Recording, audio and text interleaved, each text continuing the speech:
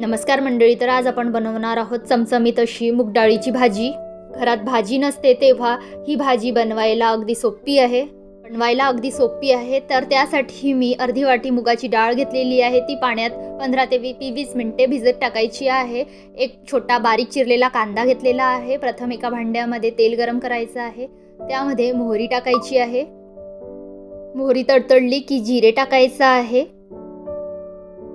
त्यानंतर बारीक चिरलेला कांदा टाकायचा आहे.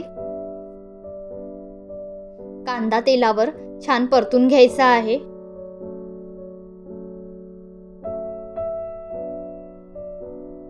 त्यानंतर त्यामध्ये 1 चमचाभर आलं लसूण पेस्ट टाकायची आहे. ती पण छान तेलावर परतून घ्यायची आहे. त्यानंतर धने पावडर आणि काळा मसाला टाकायचा आहे. मिक्स करायचा आहे. त्यानंतर हळद टाकायची आहे. मीठ टाकायचं आहे चवीनुसार. लाल तिखट टाकायचं आहे. तुम्हाला जेवढं हवं असेल तिखट त्यानुसार तिखट टाकायचं आहे. मिक्स करायचं आहे. त्यानंतर थोडंसं पाणी टाकायचं आहे म्हणजे मसाला छान शिजला जाईल. बघू शकता छान तेल सुटलेलं आहे. मसाला छान शिजत आलेला आहे. आता आपल्याला भिजवलेली मूग डाळ टाकायची आहे. मूग डाळ जास्त वेळ भिजवायची गरज नाही. 15 ते 20 मिनिटं भिजवलेली मूग डाळ आहे ही. मिक्स करायचं आहे. ही भाजी करायला जास्त वेळ लागत नाही, पटकन होते.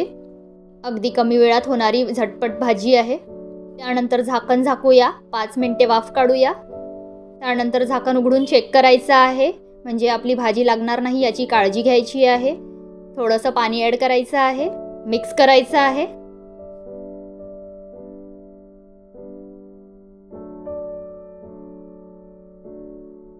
झाकण झाकायचं आहे.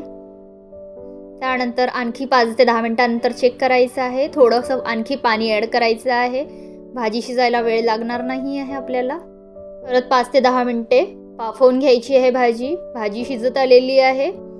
छान तवंग सुटलेला आहे भाजीला. बघू शकता आपली भाजी छान शिजलेली आहे.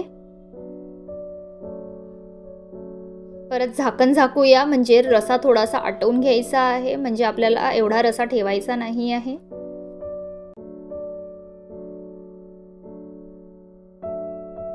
आपली भाजी झालेली आहे.